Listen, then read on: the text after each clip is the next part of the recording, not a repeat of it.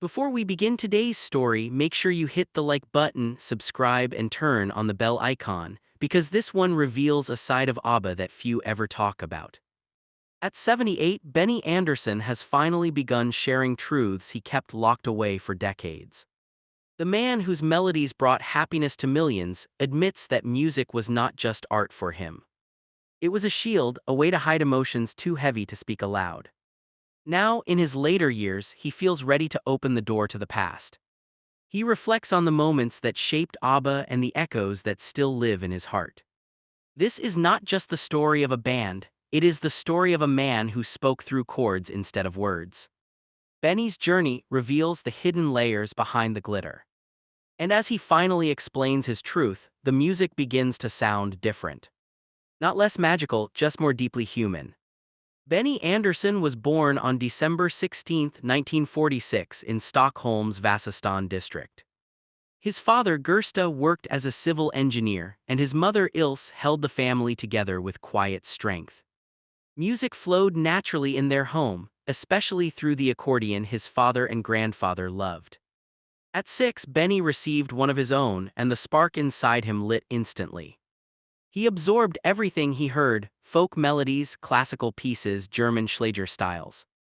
By 10, he had a piano and began shaping melodies that felt instinctive.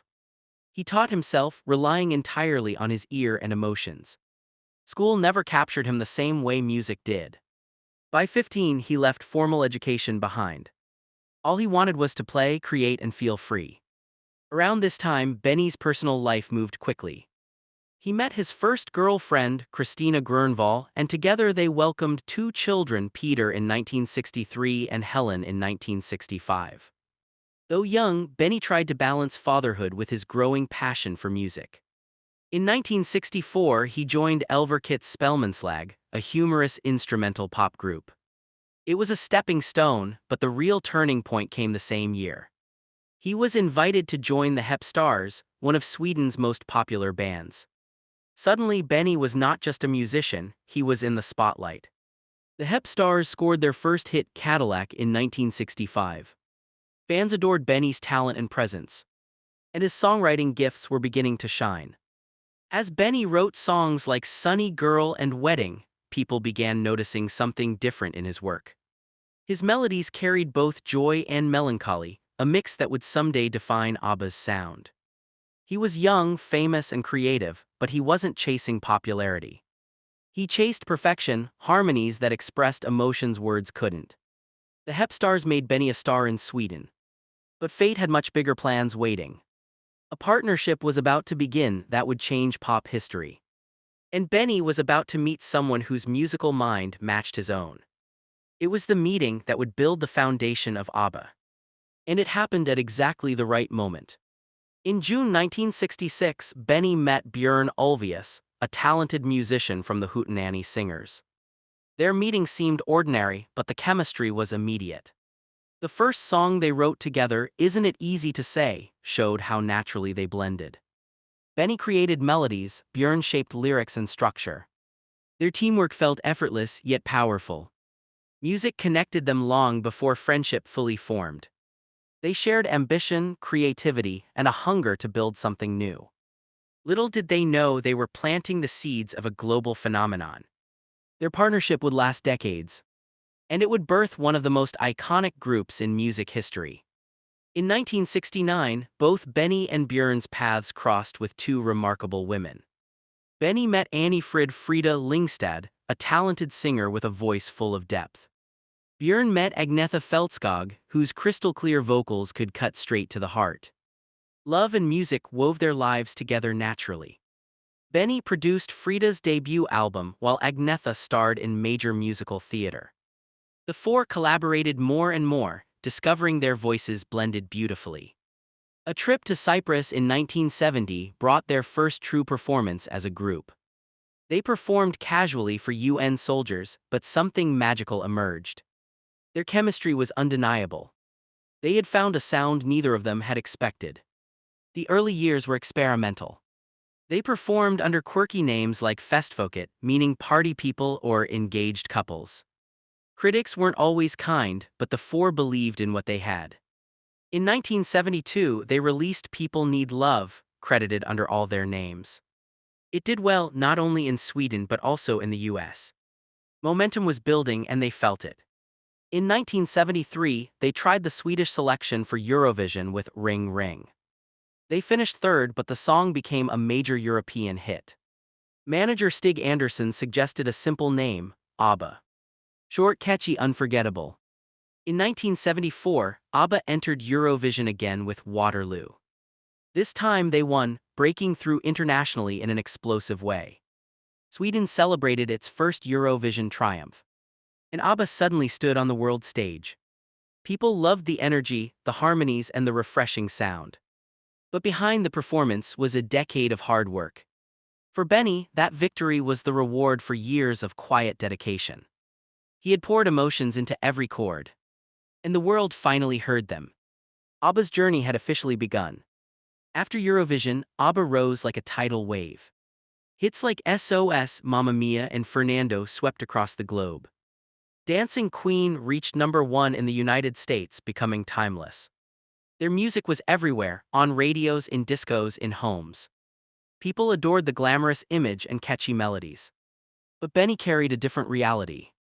He was the architect behind the music, yet he stayed in the shadows.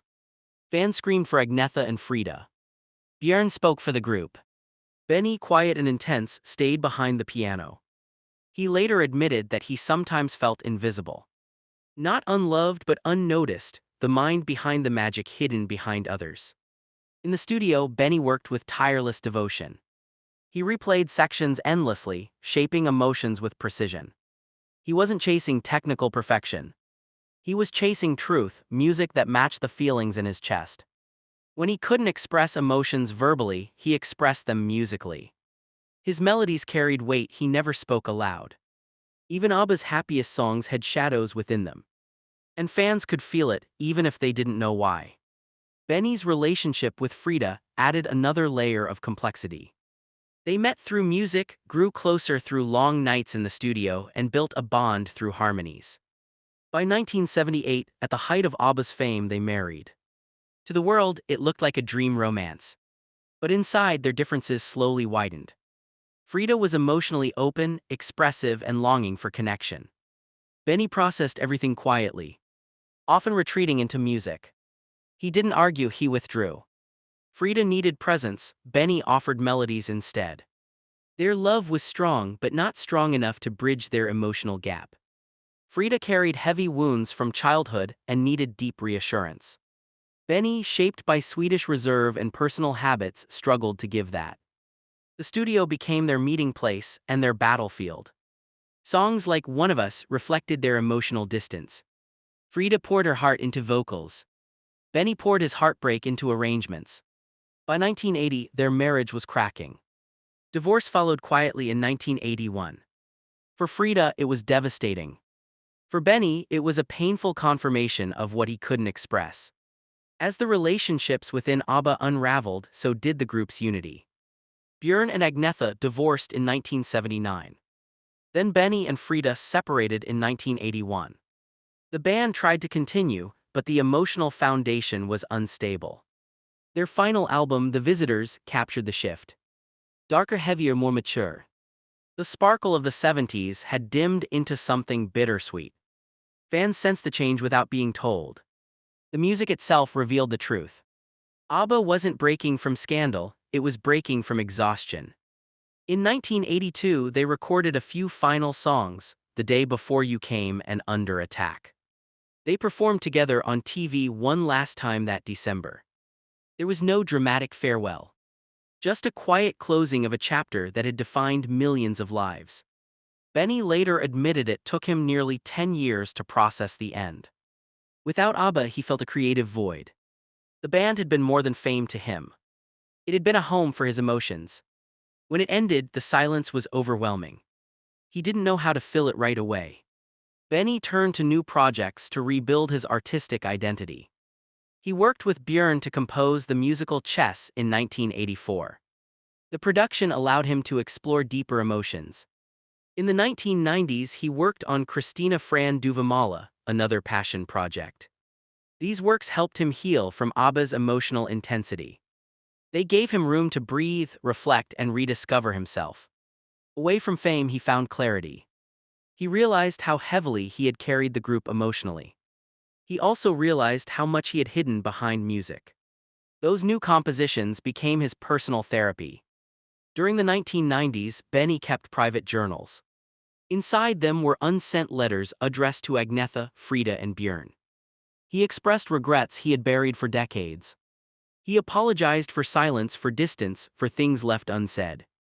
These letters helped him process grief from the ABBA years. They were pages of reflection not meant for the world. Benny finally allowed himself to feel what he had suppressed.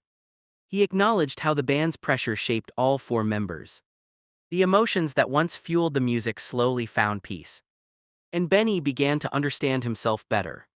As ABBA's legacy grew worldwide, Benny watched with mixed emotions. People celebrated the singers, the costumes, the nostalgia. But fewer recognized the man behind the harmonies. Still, he felt proud that the music lived on. Movies, musicals, and new generations embraced ABBA. And Benny softened with age, letting go of old resentments. He realized the music belonged to everyone now. It had become larger than pain or past mistakes. He found comfort in mentoring young musicians, teaching them honesty, discipline, and emotional truth. Now at 78, Benny is finally speaking openly about the past. He admits that ABBA's music was built not only on joy. It was built on heartbreak, longing, fear, and silence. It worked because we were broken, he said. The music made us feel whole. Those words reveal the deeper soul behind ABBA. The glitter was just a surface. The real magic lived in the wounds they shared. The songs that made the world dance were born from pain. And that honesty is why they endure. Benny's confession doesn't shatter ABBA's image. It enriches it, making the music more human. The joy in their songs feels brighter when you know the shadows behind it. The sadness feels deeper when you know its source. Their melodies weren't crafted to impress the world. They were crafted to survive it. ABBA wasn't for perfect people. They were four fragile souls holding each other up. And that bond shaped music that still resonates today. Decades later, the truth only makes it more powerful. So now the question is yours.